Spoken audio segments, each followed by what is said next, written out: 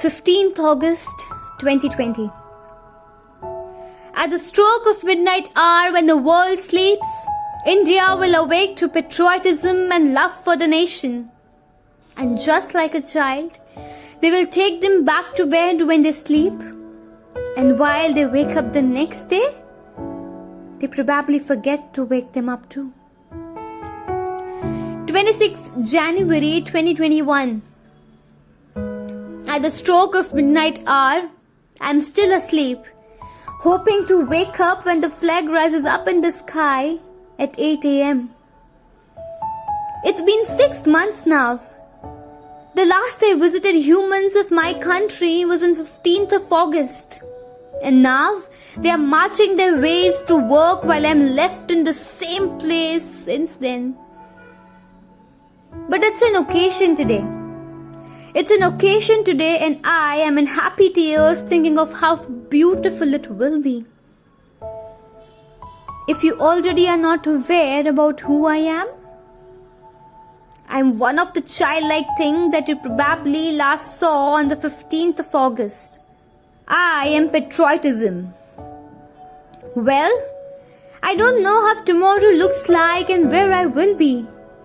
But if I get a chance like many others do, I would stand and speak for myself, standing near that same black mic in the middle of the stage while you stand there on the ground with the command of stand at ease. So, how is the Josh? I have been hearing this a lot and I hope the Josh is high enough to wake me up today. And while I think of the things I wish to say tomorrow, all I know is this one line. And this comes to me with plenty of other things lined up.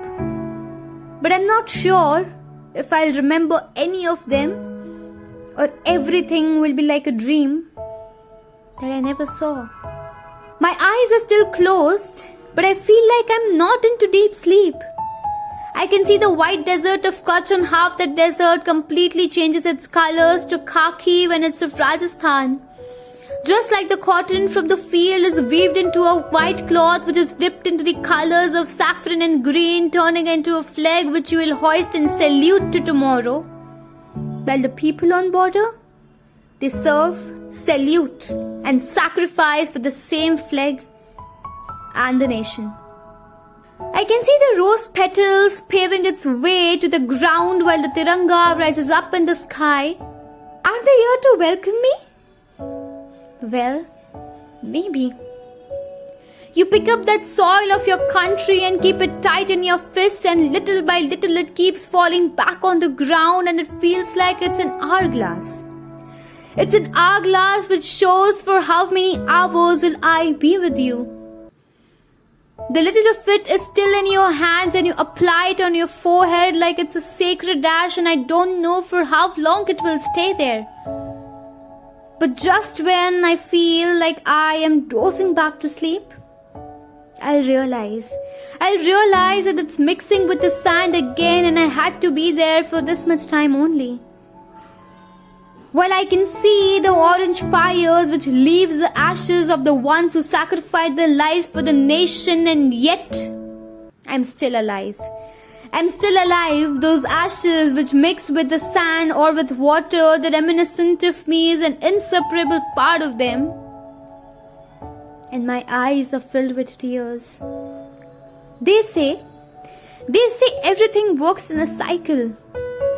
I can also see a mother and a wife covering their forehead with a white cloth, and their eyes are filled with tears, anger and pride for the loved ones who died saluting the national flag weaved from the same white cloth. While they reach back home, they just open those letters which they could not send to their beloved ones. And now they tear them into pieces and wipe their own watery eyes with them. I can see the soldiers sitting in those tents hugging the letter which they received while others kept singing Sandeshe Aate Hain. And Suddenly, when they again start marching towards the end of the border, temporarily leaving their footprints on the white ice, while that white paper which they were hugging had a permanent print of a tiny hand who is waiting for their father to come back and meet them. I can also recall the last time I visited everyone. People were marching towards the flag to salute and not towards their works. Feet were tapping on the stage while the hands were holding tricolour dupattas, swinging on the tunes the speaker played, representing the colour each of the state holds. On the road, the vehicles moved on their own pace, and just like a person widely opening the hands to feel the breeze of air, the little flag placed in between the little space of the handle did the same. Suddenly, the wind was too much and that little flag fell down on the ground. I saw it and I tried shouting, but no one heard that. And now, the day was about to end. Each footstep kept crushing the tricolour, and no matter whatever the total count of the salute the flag received that day, nothing can pay off the disrespect of crushing it down. While I kept thinking of everything, suddenly I opened my eyes. I am Patriotism. It's 8 a.m. in the morning. It's the 72nd Republic Day, and I have to reach everywhere like the morning newspaper to witness everything. And to remind people that after 6 months, it's time to wake me up again. About what all I wish to say, I don't know if I'll be able to. But again, how is the Josh? And today, when the sand on your forehead starts falling on the ground, I'll probably take a leaf and go with it, hoping that I'll reach at the border with all of them who make sure that even if their body is burnt in fire, they'll keep me alive to the ashes. And it's better than sleeping and waking up after 6 months. 27th January 2021, 12 a.m. At the stroke of midnight hour, when the world wakes up to see the celebrations, India will sleep back.